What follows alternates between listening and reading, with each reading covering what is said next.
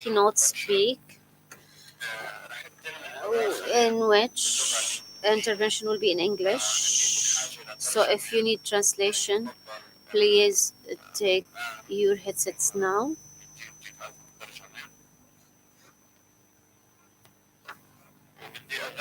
And I wish to remind you that we have the Jordan Valley round or trip tomorrow on the last day of the conference. So registration will be at the table in the outside hall if you wish to register, so that we have the accurate number of passengers, and we can provide you with the necessary transportation and other services.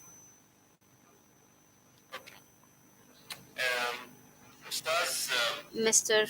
Stephen Gasteyer is an associate professor at the Michigan State University. He's a researcher in community development, ecological justice, and transformations of the natural landscape, with focus on food, energy, water, and public health. Stephen Gasteyer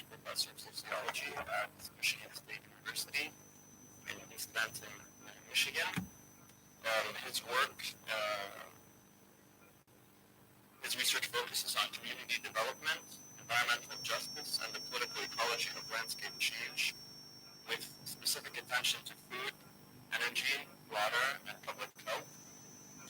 His presentation today is entitled عنوان ورقته اليوم Settler Colonial Socioeconomic Behavior, Dark Web Canal, the Jordan Valley and its discontents. And I'd like to welcome Stephen Gasteyer. Thank you.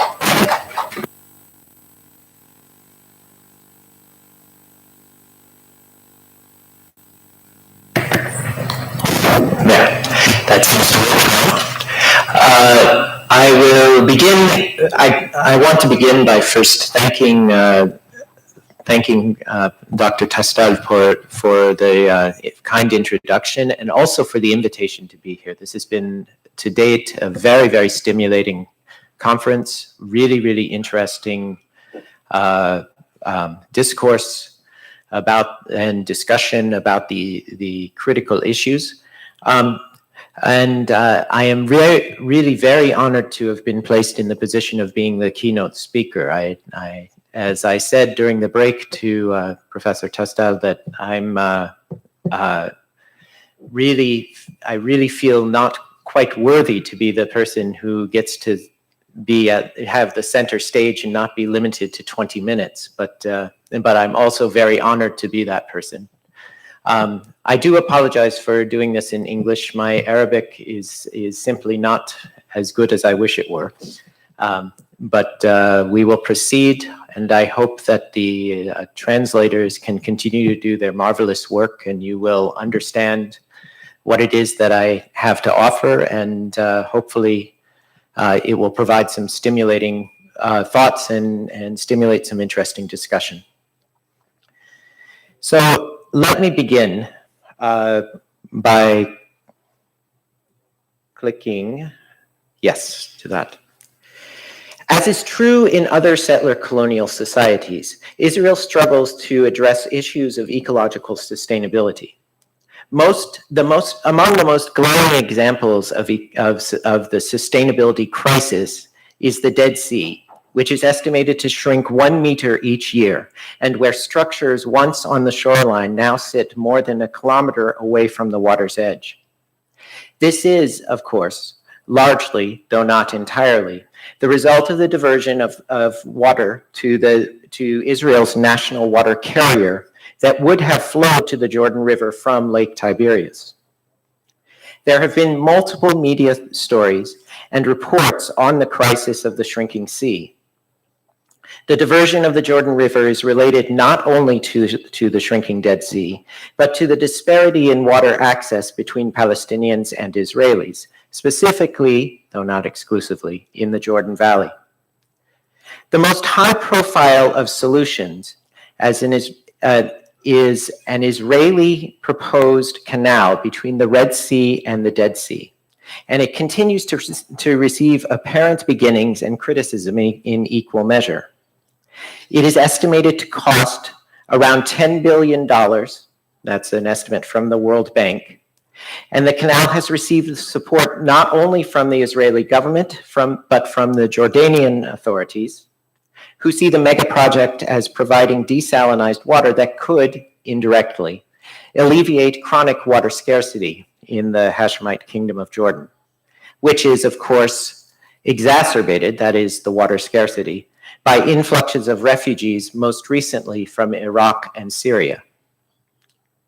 But the Red Sea, Dead Sea mega project is only the most glaring of the technologies that are employed to address the emergence of crisis, significantly in Area C and Jordan Valley, but by no means exclusively. In many ways, much more significantly, in terms of the effort that we see along these lines on the ground, is the development of wastewater treatment and reuse, and desalination, and how they are trumpeted as solutions to recurring drought, higher average temperatures, declining water tables. This paper investigates the canal and associated technologies through the lens of settler colonial studies. The canal follows a pattern of techno-scientific, or what I'm calling techno-scientific solutions that seek not only to remake landscapes, facilitating settlement and marginalizing indigenous populations, but also to correct damage caused from earlier infrastructural efforts to facilitate settlement. Notably, proponents of the canal reject more inclusive efforts that would repair the Jordan River, allowing more water to flow into the Dead Sea, while simultaneously recognizing water rights of Palestinian inhabitants. Rather, the canal must be understood as emblematic of a preferred mode of environmental remediation that focuses on technology, including desalination and wastewater treatment and reuse, as the form of ecosystem management that proposes to deliver water resources through sale, transfer, and installation, but further embroil Palestinian residents in dependency on Israel, while failing to address issues of rights and sovereignty. While it is notable that the international donors and investors, specifically the World Bank, France, and the United States, work to move the project forward, there are also significant opponents to the mega project within Israel and the international community. After signing on as an initial signatory in 2005, has refused to participate in the endeavor. What I will do is look at this suite of projects and make comparisons to other settler colonial endeavors, notably in the United States, Australia, and I will make some references to South Africa, where mega projects are equally proposed as techno-eco solutions with similar discontents. So let us now first turn to this question of that's central to this conference: Jordan Valley and Area C as sites of ecological and social crisis. This paper is about how discourses around land and water have emerged in the context of Area C and the Jordan Valley, and generally in the area of Palestine. British scholars Melissa Leach and Robert Mearns describe discourses as the representation of an issue that is open to a range of suitable solutions, and the silencing of those who have an alternative representation. We have become accustomed to hearing the situation in Area C, and specifically the Jordan Valley, as either in the middle of or teetering on the edge of crisis. The discourse around the kind of crisis varies depending on whom is doing the talking. So during this conference, we have heard much about the crisis of the Jordan Valley for Palestinians. It involves a crisis of people, of settlement by one people, Israelis, which uses land and natural resources, resource constraints to limit the opportunities for another people, Palestinians, to live in that given space. In other words, this is a crisis of territorial expulsion. Ecological systems are enrolled in this crisis and are seen as the result of political moves. For instance, the decline in the flow of springs is depicted as resulting from the digging of wells and extraction of groundwater in settlements. This representation of the issue is largely silenced by a donor and Israeli-driven discourse about a looming ecological crisis of scarcity of natural resources, and in natural, I would say natural in quotes. This discourse, sometimes but not always repeated with intention of malice, discusses the crises of drought, well depth, stream flow in springs, and water scarcity, generally as a factor of population growth, without defining whose, as well as waste management, and most prominently, the declining Dead Sea. These are described as technocratic problems. Defined in this way, the problem of the Jordan Valley and Area C is solved by a single or maybe even a suite of technologies that can be employed through depoliticized development processes that focus on discourses such as the necessity of efficiency in water management. This is not to say that the issues listed above do not exist, but rather that certain discourses designate those issues as purely technical and managerial, and discuss particular solutions as related, while designating other issues, like ongoing settler expansion or water capture by the settlements, as illegitimate or at least unproductive to getting the job done. What I would like to argue is that the discourse described above is typical of what science and technology studies has called socio-technical imaginaries. These imaginaries involve a combination of narrative and design to create socio-technical systems presumed to have particular impacts on assemblages of human and non-human actors. This fixation on ecological change and then restoration through imagined socio-technical systems is not unique to the Jordan Valley or even Palestine, but rather typical of what we have come to call settler colonial systems, such as the Israeli settler colonial project in Palestine. So I will now discuss a little bit settler colonialism.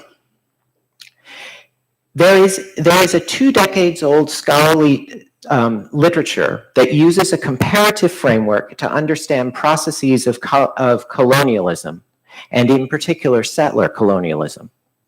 This literature has revealed a similarity in processes of landscape transformation for the purposes of facilitating settlement by Europeans and the erasure of indigenous people. Whether in Australia, Algeria, Argentina, Canada, Israel, the United States, or South Africa, the process has followed a remarkably similar pattern, with some differences based largely on the extent to which the settlement project was dependent on indigenous labor. The colonial process was implemented through an explicit pattern of land use transformation, accompanied with a narrative about the proper use of land along with associated laws. Anthropologist Lorenzo Veracini notes that as opposed to other forms of colonialism that sought the exploitation and extraction of resources, the idea was to indigenize settlers from colonizing nations declaring them the rightful inhabitants of colonized space. The process of doing this involved a recognizable set of settler colonial patterns that invoked socio-technical imaginaries. Like other European colonial movements, settler colonialism started with the development of a narrative of indigenous pre-settlement mismanagement. When one looks at early Zionist travel logs, one sees depictions of the failings of the Philippine communities that are remarkably similar to the depictions of American Indian communities by explorers on the American frontier, disparaging the lack of productive and organized, using air quotes, management of the land and landscape. As an aside, it's worth noting that Leach and Mearns their work in the 1990s demonstrated the extent to which these observations were often the result of fundamental misunderstandings of landscape ecology in the colonized landscape. But the misunderstandings served the discursive purpose for the colonists. The settlement process involves reimagining land and hydrology. The settler discourse celebrates settlements, frontiers, and vastly increased agricultural production. There is a reimagining of hydrology that is essential to actually achieving greater productivity through settlement. This involves changing water flows, both by intention and consequence. In both Israel-Palestine and the Great Plains of the US, for instance, settler colonial governments implemented mega projects to facilitate irrigated agriculture, but also high-intensity pumping of wells for irrigation. The water diversions from Lake Tiberias and the Jordan River here, and in the Great Plains from the Platte, Republican, and Missouri rivers, were expected to bring water to previously unirrigated landscapes at a new and previously unrecognized scale. Settler authorities did not expect in either place that the mining of groundwater would impair stream flow in the way that it did in both places. But settler societies have also tended to have a distinctly modernist techno-optimism, that new settlement can be facilitated through technology to implement what sociologist Jules Bacon calls eco-social structures. Bacon argues that this framework reveals settler colonialism as an eco-social structure which produces and maintains drastic and enduring inequalities between settlers and native peoples. This framework revolves around land management. The key point, and what this slide shows you, is sort of the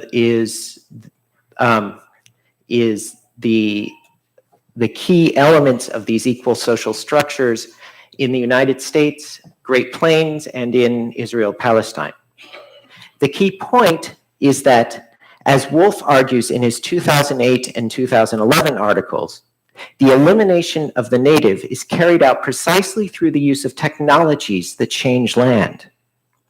As Bacon argues, talking about the United States, consider again the many forms of elimination deployed in the United States to think about how each has a connection to questions of environment. As the table suggests, the mechanisms of eco-social disruption are numerous. Land is distributed, privatized, polluted, and renamed with generally no input or consent on the part of the original inhabitants. The value of places and beings are redefined by the culture of the colonizers. I've included a comparative table for the situation of Palestine. The major difference is that the Israeli project has not been that Palestinians assimilate to become Israeli and Jewish. in contrast to the United States and Canadian governments who implemented child removal and other strategies to try to force American Indians and Canadian First Nations people to become Christian laborers, having been stripped of language, culture, and in many cases, family. Still, outside of that difference, the strategies are quite comparable. Land has been taken and poisoned through pollution. Grazing lands have been mined, water diverted from Palestinian communities. Displacement and movement restrictions have not only hindered economic activities and access to holy places, but have served to keep Palestinians from sites of cultural knowledge, including knowledge of flora and fauna. Artifacts have been appropriated. There is, as we have heard throughout this conference, an historical and ongoing process of land dispossession. So we must think then about what we might call settler colonial ambitions. Practically, implementing this kind of structural violence involves a number of steps. Identification of terra nullius, or empty land for settlement, and using legal, administrative, and military procedures, often that first prevent people from getting to their land and then declaring it empty so it can end ripe for confiscation.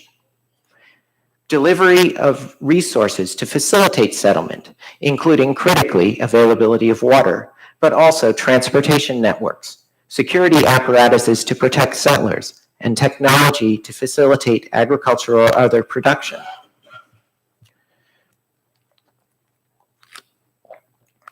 While this sounds a lot like the litany of what has facilitated settlement in Palestine, there are corollaries in Australia, North America, Brazil, and certainly South Africa, just to name a few. Development and implementation of mechanisms to contain or diminish the native population and production is also key.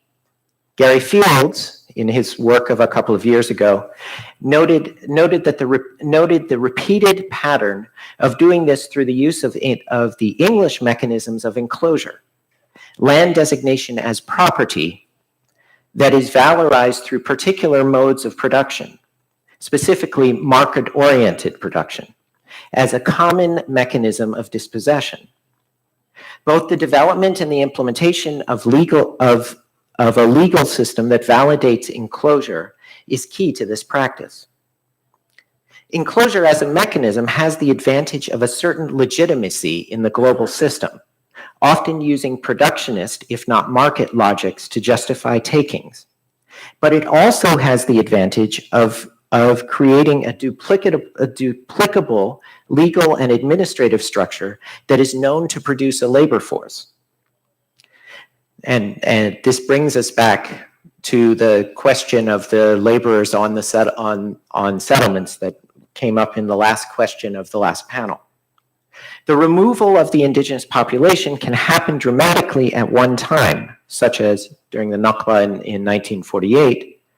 But as settler colonial systems move on to even further frontiers, the removal processes occur over time and in stages.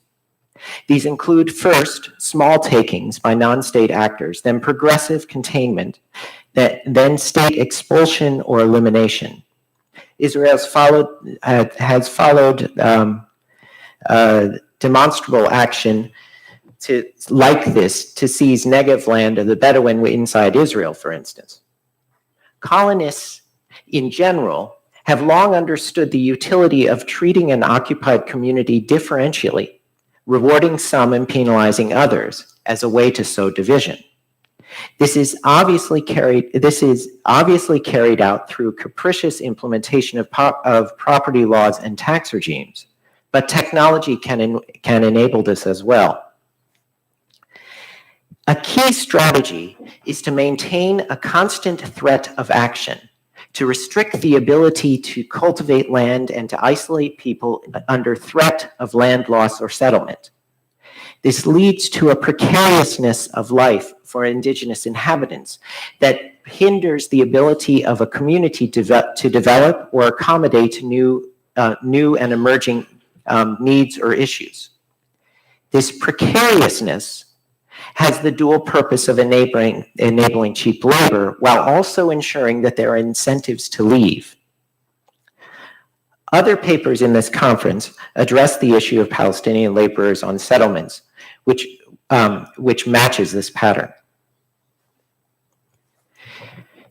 The other part of Bacon's argument is that whether in North America, South Africa, or Australia, the eco-social transformation has resulted in ecological crises. These can start with crises of water scarcity or land degradation, driven by unsustainable agricultural production systems, as happened repeatedly in North America and Australia. For Bacon, the ultimate crisis is the contribution of the settler colonial system to climate change, the costs of which are likely to be borne disproportionately by indigenous people globally, but specifically in this case, by the indigenous people of North America. My argument here is that we need not be as abstract as climate change. The crises can come in the form of crises of water scarcity. I should note here that this is not necessarily unique to settler colonial systems per se. Think, for instance, of India and Pakistan.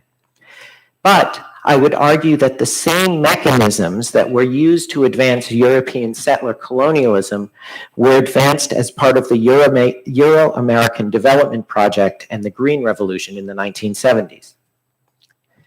In the case we are studying for this conference, the Jordan Valley and Area C, water scarcity, or at least low flows in the Jordan River, was driven by the diversions of Lake Tiberias to the Israeli national water carrier, ostensibly to, as Ben Gurion noted, make the desert bloom in the Negev desert. University of Wisconsin scholar Samer Alatut has documented how the diversion was built on a narrative of underutilized water potential, only to have that narrative switch during the 1960s to a narrative of water scarcity as Israeli and expatriate hydrogeologists documented the negative effects of both the diversions of the Jordan River and the Dead Sea and the heavy groundwater pumping to feed Israeli irrigated agriculture. It is rather than reverse the Zionist narrative of modernization, the narrative became one of innovation. Innovation has the twin advantages of legitimizing the settler society and presenting depoliticized solutions to emerging crises. Israel built a techno-scientific infrastructure to provide solutions to water scarcity in agriculture. As such, Israelis adapted technologies such as drip irrigation so that it could be scaled and widely adopted in Israel, in the 1967 occupied Palestinian territories, and around the world. Israelis widely claimed credit for improving irrigation efficiency, and thus dryland agriculture, and became a fixture of international development circles discussing the application of the technology. The notion was that water scarcity was a problem of inefficiency of use and inappropriate technology. Likewise, Israel invested in plant varieties to create or adapt more drought-tolerant varieties. Again, the notion was that scarcity was about technology, this time in the form of plant genetics. I will note that I recently came across a debate among Israeli and allied and international Zionist agronomists about whether Israel can claim credit for the discovery of the cherry tomato, which almost certainly is a landrace that had been used for a very long time by small and indigenous farmers. Global experts in agricultural water use both came to Israel to witness the water efficiency systems and trumpeted Israel's dramatic hyper-efficient water management systems. Countries around the world sought to mimic Israel's agricultural production system.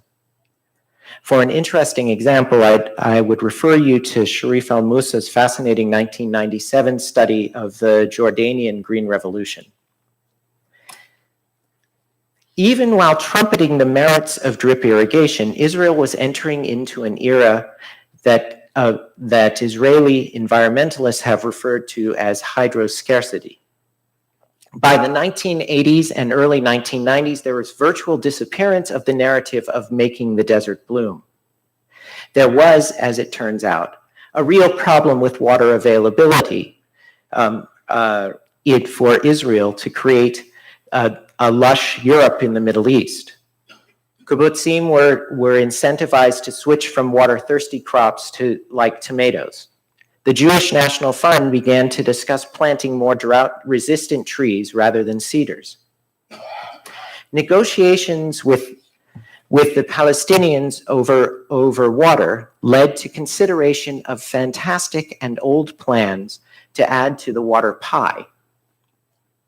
Rather than adopt a rights framework that meant giving up capacity and admitting that they had robbed Palestinians of the Palestinian population of water and therefore had to change their lifestyle, Israel floated a number of fantastic schemes, such as shipping water in so-called Medusa bags from the Arctic to supply extra water to Israel-Palestine.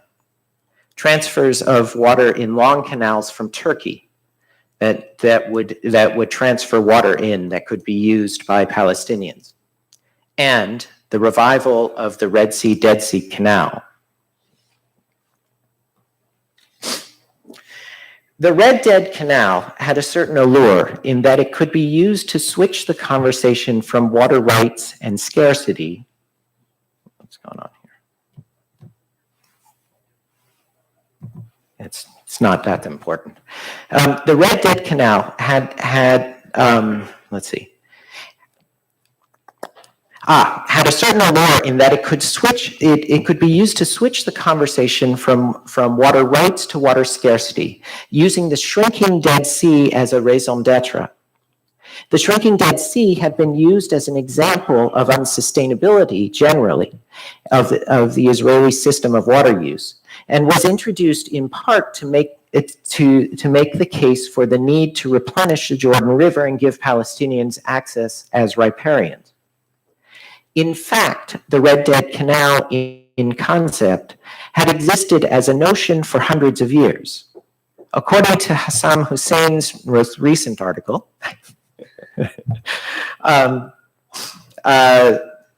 the mentions of the Red Dead Canal first emerged in missionary documents in the 1600s and was picked up in the mid-1800s by a British naval captain seeking a shorter route to India. Theodor Herzl then proposed an idea of a Red Dead Canal as early as the early 1900s as a mechanism for providing hydropower and irrigation. Israel then proposed the Red Dead again in the 1970s for hydropower.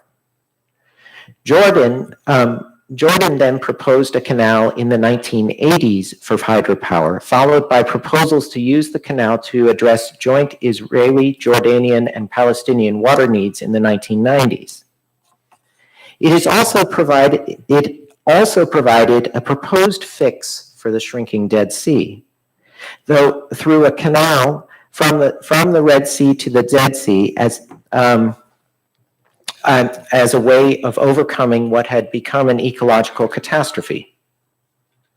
Perfect, thank you.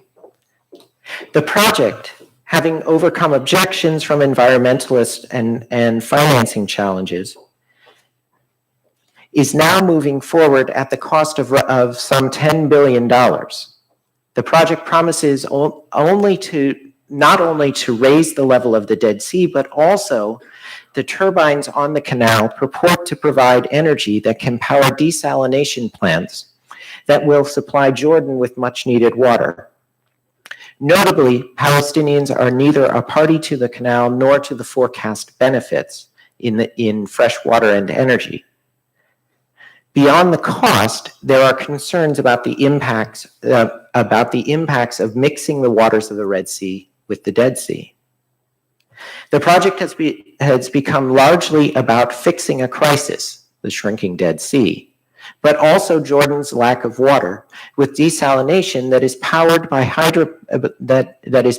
hydropower generated as water flows through the canal from the Red Sea. There are, at best, promises that at some point in the future, Palestinians can buy some of that water. I should note at this point that the Red Dead Canal has a corollary in the United States. And among efforts to address the chronic water sources in the Western Great Plains, is a proposed canal, the Missouri River Diversion. The diversion is forecast to use solar power, so once again, it's a green solution to a looming crisis. To lift water up from the Jordan River onto the so-called high plains, delivering water to irrigators, who would in turn abandon deep water wells in the shrinking Ogallala aquifer. It has also been proposed to provide much needed water to the Lakota Sioux Indians, who suffer chronic water scarcity. In the case of water scarcity in the Jordan Valley and area, the Red Dead Canal is not the only proposed technological solution.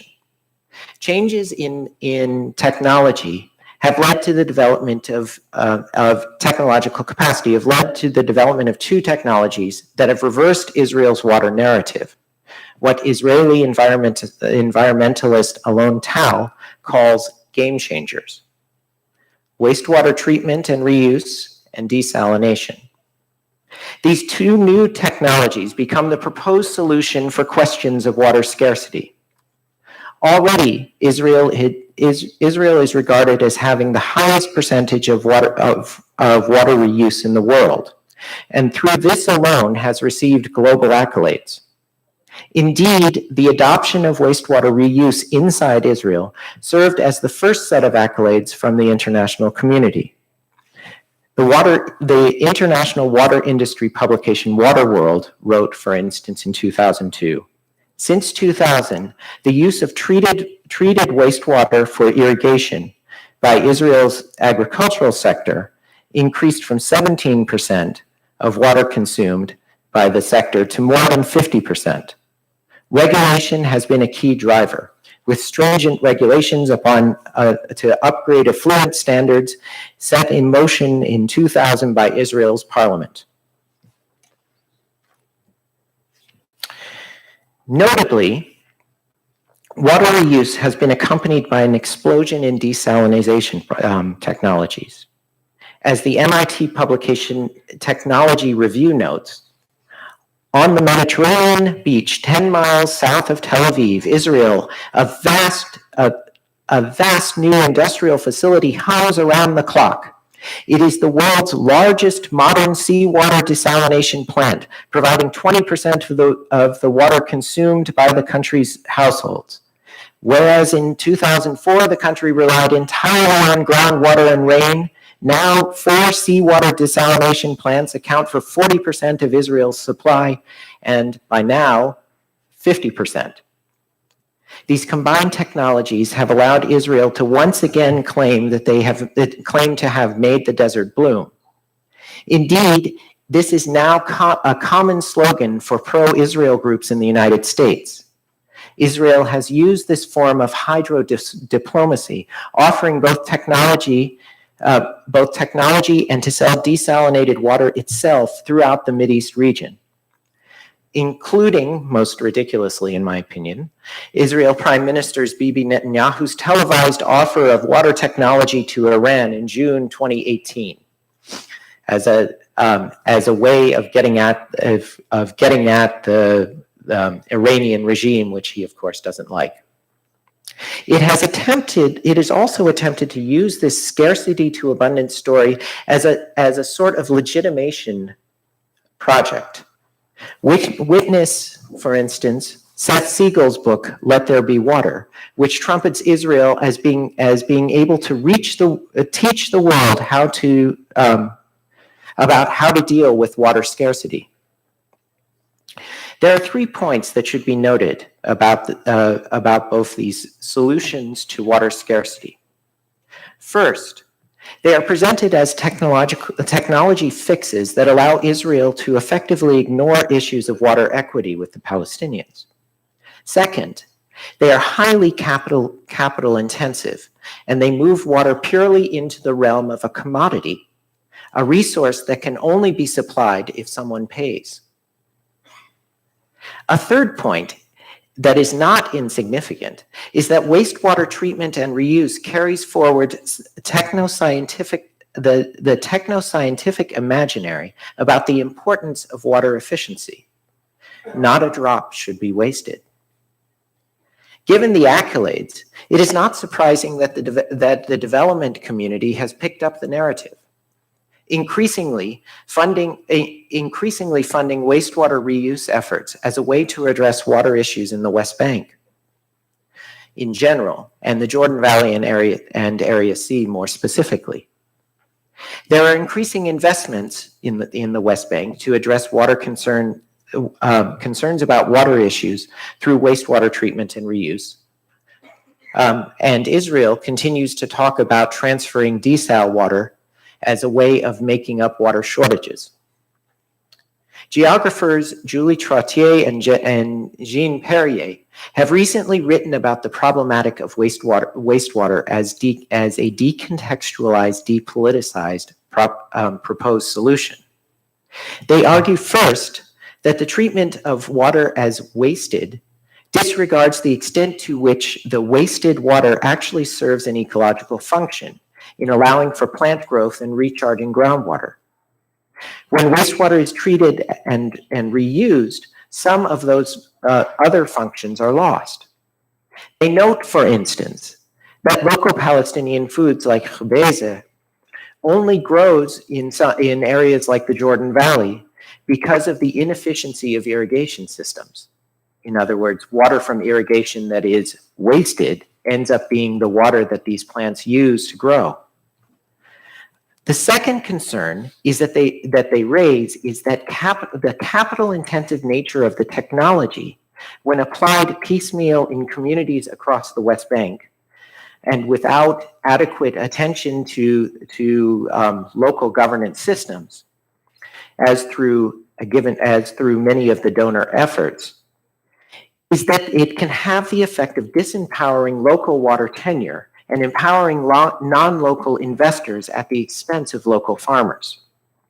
At a minimum, they argue, wastewater treatment and reuse should be applied through intensive engagement with local water management committees.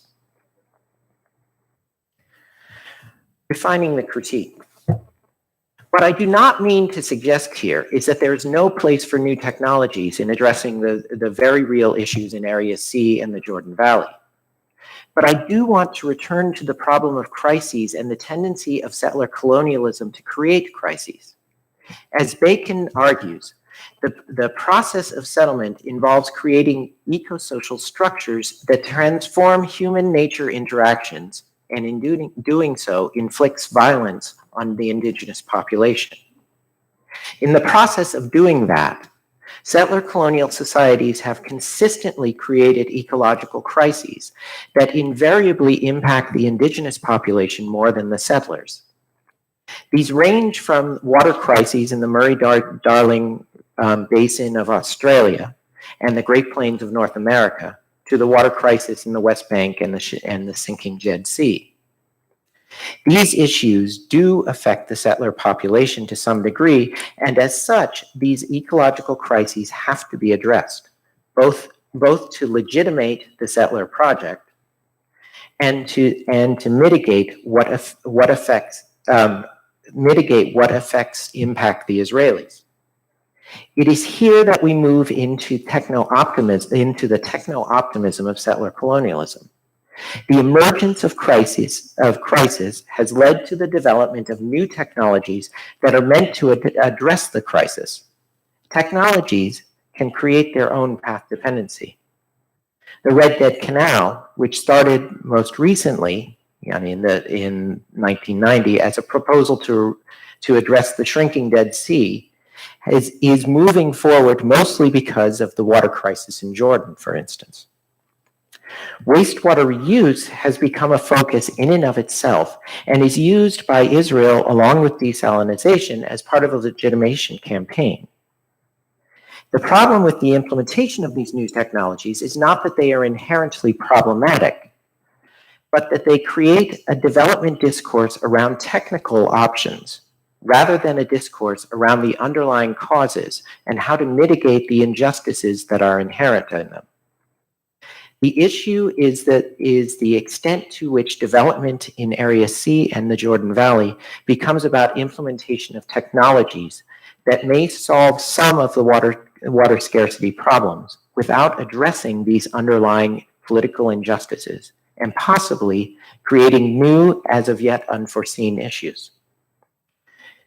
This conference began with a call for the development of participatory plans. It seems to me that development that sought justice would be much more about participatory processes through which local people could be empowered to live lives of dignity, and much less about a discussion of technologies. So I look forward to your reactions and questions.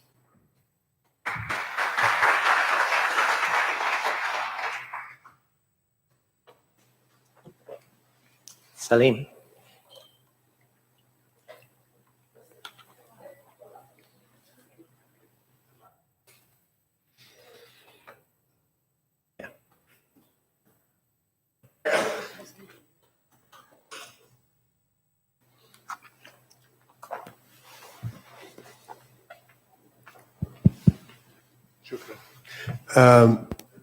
Thank you, Stephen, for a wonderful presentation, which I think was overwhelming with its scope.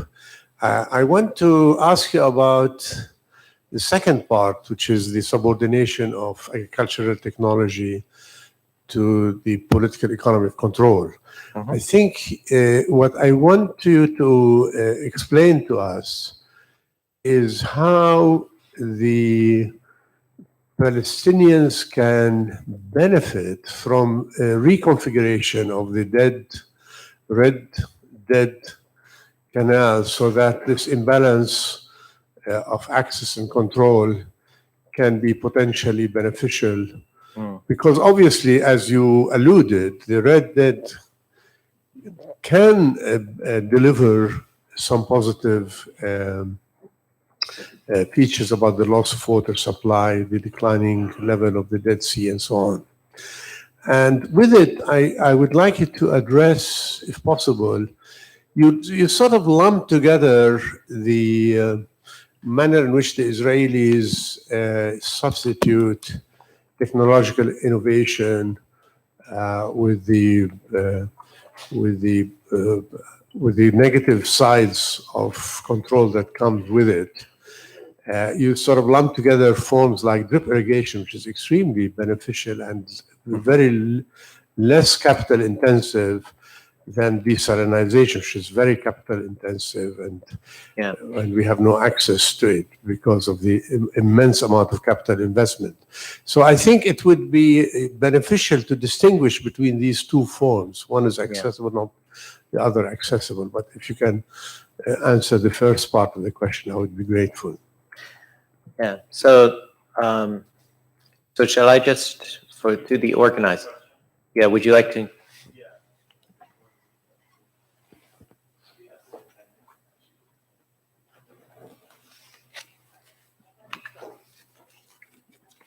Thank you, Stefan. Could you please elaborate more on the piecemeal you mentioned in the context of Trottier paper? I'm sorry. Piecemeal. In the context of Trottier paper, you mentioned it. Please elaborate more. Yes.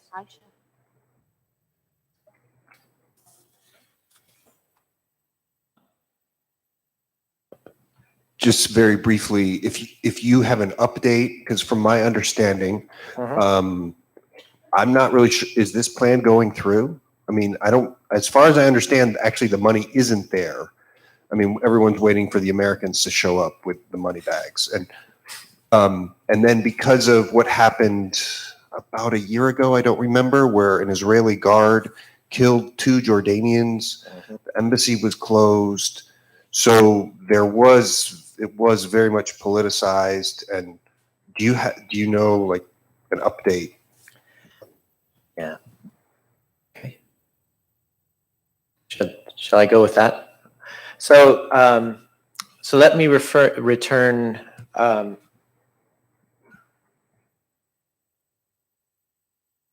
to remember. So let me return to Salim's excellent question. I think so.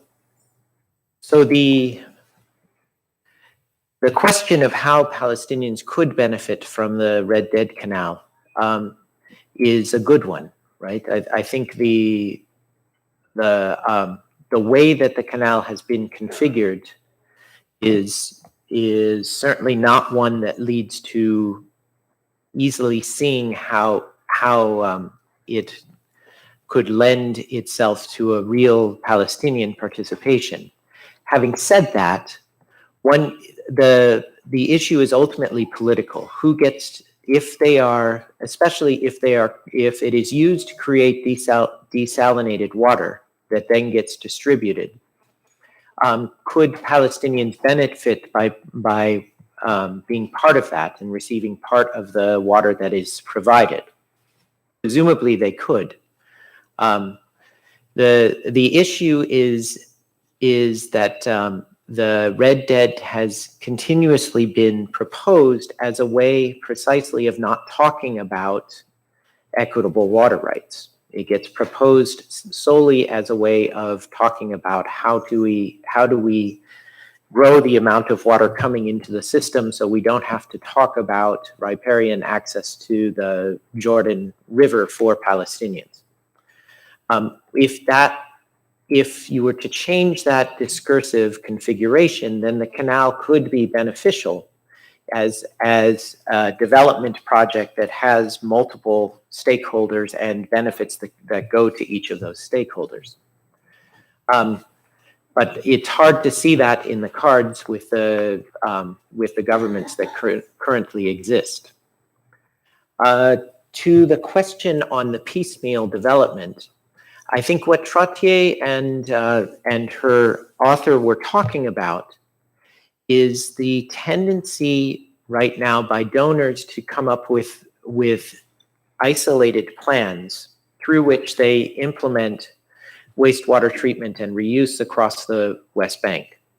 So when I was here 2 years ago as a Fulbright scholar, I worked with an engineering scholar who had a set of wastewater treatment plants or initiatives that he had implemented, some of which that had been implemented in different villages using a cookie cutter system.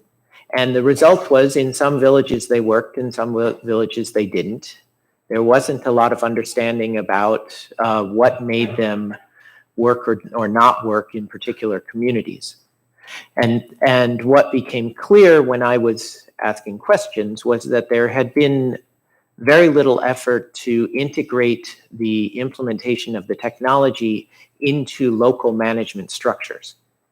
And so I think what resonated for me in Trottier's work was that she found very much the same thing, that these are projects that are implemented on a timeline that's determined by development agencies that generally doesn't allow for enough public participation because you have to get the thing done and implemented to use up the budget in a particular time frame. So it creates this this implementation of the technology is not really integrated, but just a technology that potentially could do some good. Lastly, to the question about the question about the current status of the Red Dead Canal, it was my understanding that as of last month, the Jordanians were ready to go back and start working on it. But it has become a smaller project, and it's now almost uniquely about desalinized water for Jordan. And actually, they're not even really talking about its benefits for the Dead Sea at this point. So it is one of the things that to me is fascinating about these big mega solutions is that there's a tendency, and this is true of the one that I cited in the United States as well, for them to roll out and evolve and change and to the point where they no longer resemble what they started out as, right? But they don't quite go away. But they allow what became interesting for me is that in both cases they allow the dominant discourse to not be about the ecological crisis, but to be about how we're going to develop a new set of technologies that are going to fix it. So I'll stop at that. I actually do want to come back to Salim's point about rolling together drip irrigation and these very capital intensive initiatives. I do think there's what I will say is that while drip irrigation has been accessible for Palestinian communities, there's now an increasing literature that is among agronomists and ecologists that there are some real negatives of using drip irrigation. But beyond that, what I was really getting at was the way that the technology gets enrolled in this legitimation project for the settler society. You know, when people talk about drip irrigation, when they did talk about drip irrigation as being new and innovative, they almost always referred to it as an Israeli technology.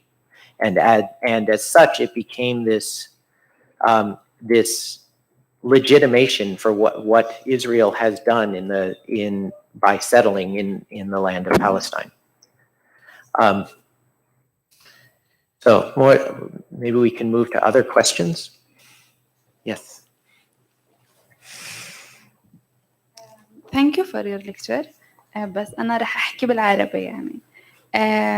هلا لما بندرس فعليا إحنا العلاقة بين إسرائيل والتكنولوجيا أو استخدامها التكنولوجيا كوسيلة وبالنهاية بنربطها بالمشروع. We connect that with the Israeli colonialist settlement project and its national project or nationality project. For instance, the draining Al-Hula, it was based on national allegations, and now to regain Al-Hula was on national basis. So as if they were normalizing that, okay, it's good to use technology for the same national purpose. In all cases, we're using technology for same thing. For instance, the Dead Sea was dried for national and settlement purposes, and now they're trying to regain it using technology for the same purposes. For me, I ask the same question. Technology is a tool, and using it is natural as tool, but it seems as if there is a missing part in the chain here, that since the use of technology or contradictory use of technology, maybe this is the question around this, that they are using it in a contradicting way.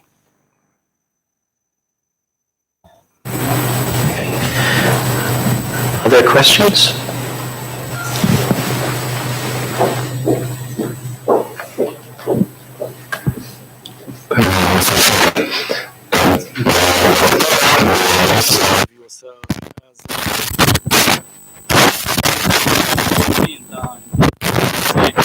Million cubic meters of water to the Dead Sea, it doesn't make more than 10% of the level. Leave aside the other ecological negative effects. But also there is a benefit of the canal, which is the ongoing cooling for the Dimona nuclear reactor. No one talks a lot about this, and the issue also of justifying settlements to be built along this line. Also, the Palestinians, there was an attempt to engage Palestinians to the donors' money. Donors' money if they don't have a Palestinian partner under the allegation of these areas. The major benefit will go for the Israeli settlement project, and there is also concern that Israel might seek to build another nuclear reactor along this canal. Thank you. Is there a third question? Okay. So I will answer both of those. Those are excellent questions. The question about technology as a tool, I think this is actually the point, is that technologies can be seen as tools. But the question is, what comes first? Is it the technology, or is it the community process? So we started this conference by talking about how to engage communities in planning efforts. I think that moves us towards how we should think about technologies. That ultimately the technology becomes the mechanism through which one implements plans that are decided democratically for the improvement of the society.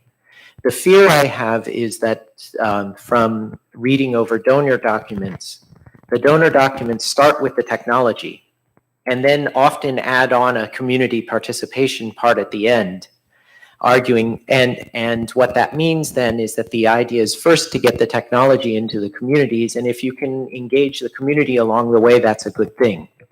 I think this is very much part of the Trottier article as well, is that we've put in these technologies as if they solve the problem, rather than thinking of them as tools. So it is, I think, that the idea would be to think of the ways that they could be integrated into the plans that are in place to realize better dignity for Palestinians and to realize an emancipation, if you will, for Palestinians. Per your questions about the Red Dead Canal, I think you're onto something. Your understanding of the issue matches some of the real problems that I've read about it as well. It's not clear what Israel hopes to get out of it, right? And so we have these,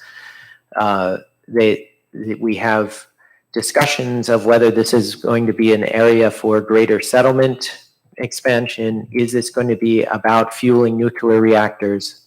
Is this simply going to be about expanding the pie? Certainly, Israel lost interest coincidentally with the development of their desal.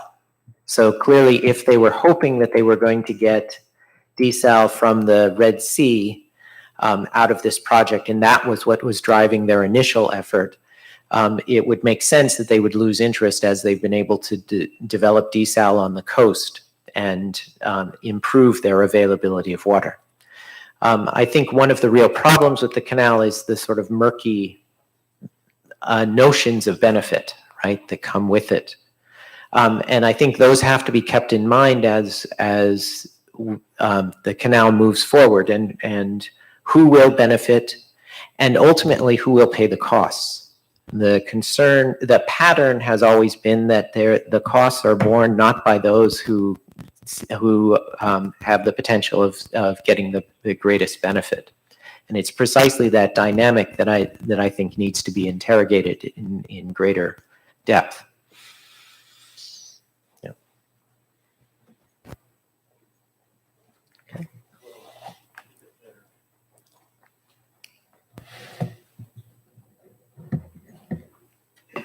بحب أشكر البروفيسور ستيفن على المداخلة القيمة.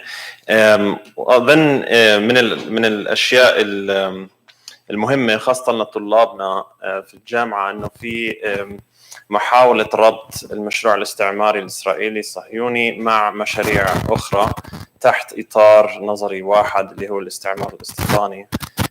فالمداخلة كانت